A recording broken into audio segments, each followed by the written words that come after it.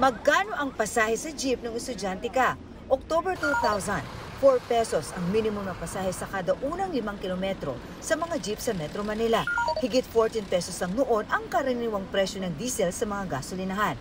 Fast forward to August 2023, ang presyo na ngayon ng diesel naglalaro sa mahigit 59 hanggang mahigit 72 pesos batay sa nakalap na impormasyon ng GMA Integrated News Research mula sa Department of Energy at mga oil company. At ang minimum na pasahe ngayon sa jeep, 12 pesos sa tradisyonal, 14 pesos naman para sa modern jeepney. Ang diesel at kerosene, 7 sunod-sunod na linggo nang nagtataas presyo. 6 na magkakasunod na linggo naman sa gasolina. Ang sunod-sunod na oil price hike mukhang hindi pa matatapos ayon sa DOE sa gitna ng bawas produksyon ng OPEC at Russia at tumataas na demand para sa crudo tuwing bare months. Wala pa kaming masabi na maaasahan na magro-roll back ngayong month of August. Alanganin po talaga ang supply ngayong month of August.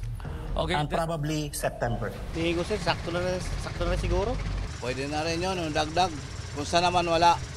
Ang kasalukuyang pasahe, hindi na talaga sasapat ayon sa mga grupong Pasang Mazda, Altodap at Akto. Kaya ang hiling nila, 5 pisong dagdag pasahe para sa unang 4 na kilometro at piso kada sa sobrang kilometro. Habang wala pa, sana raw magbigay muna ng pisong provisional increase. Para lamang matugunan ang mga problema ng ating mga driver, para tayong magtatawaran yan, baka umabot tayo sa 2 pisong increase.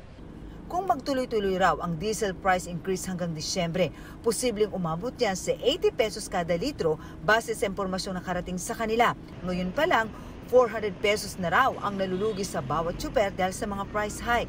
Dininig ng LTFRB ang hiwalay na 2 peso fare hike petition ng Stop and Go Coalition, LTAC, Piston at FEDUDAP. Pero kailangan pa nila maghain ng formal na petisyon sa loob ng 5 araw. Ayon naman si LTFRB, hindi sila bingi sa mga petisyon ng mga transport group pero kailangan pa itong pag-aralan, lalo't may epekto ito sa ekonomiya. Mahirap rin pong buhay ngayon dahil sa pandemic. Yung mga baon po namin, mga ganon po. Malaki rin po talaga siyang epekto. Hindi naman pasahero may kasalanan kung bakit tumaas ang presyo ng crudo. Pero ang unang option lagi ay taas pasahe. Saan namin kukunin?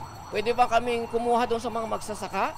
Pwede ba kami kumuha doon sa mga pamalakaya, sa mga mangingisda? Siyempre sa mananakay. Wala kaming choice kundi sa kanila. Kung sila po ay hindi na talagang makalabas, mas higit kaming mahihirapan. Naintindihan po namin. Sabi naman ng DBM, pinamamadali na ng Pangulo ang pagproseso sa 3 bilyong pisong fuel subsidy fund na nakabinbin dahil sa hindi pa ipinalalabas na Joint Memorandum Circular ng Department of Transportation. Sana po mailabas namin kaagad pag meron na po yung requirement per GAA. Para sa GMA Integrated News, Marisol Abduraman, ang inyong saksi.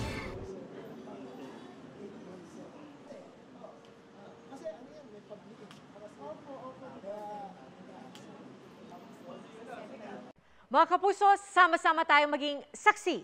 Mag-subscribe sa GMA Integrated News sa YouTube.